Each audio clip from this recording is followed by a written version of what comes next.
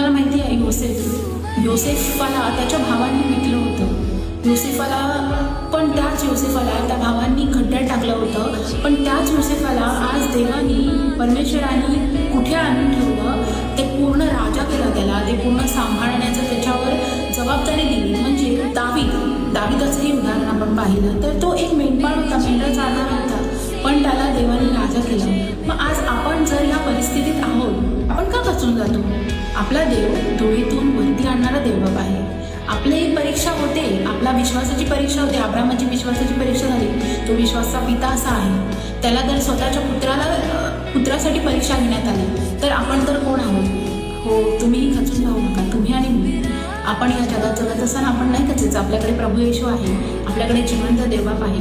तर आत्ताच तुम्ही सर्व आपल्या चिंता, आपले सर्व प्रॉब्लेम्स प्रभू येशूला सांगा. तो सर्व काही मदत करण्यास तत्पर आहे आणि तो सर्व सोडवण्यास तत्पर आहे. फक्त आपण त्याच्या मार्गात नेहमी चाललं पाहिजे, त्याचं आज्ञापालन केलं पाहिजे आणि तेव्हाच हे शक्य आहे. आपण त्याच्या आनंदात सहभागी होऊया.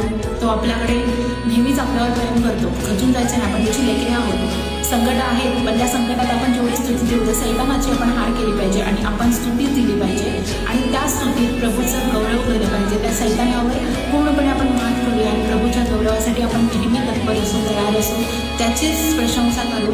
तो सेवक म्हणत आहे की मी कशाची प्रौढी घेऊ, मी कशाचा अभिमान बाळगू? मी तर माझा प्रभू जिवंत देव आहे याचाच अभिमान बाळगेल, याचा नावाचा अभिमान बाळगेल. आणि आपणही त्याच गोष्टीचा आपण प्रयत्न करू. आपला मीपणा, अहंकार, आपल्या सर्व गोष्टी, आपल्या चिंता, सर्व गोष्टी बाजूला टाकूया आणि त्याच्यावर समर्पित होऊया.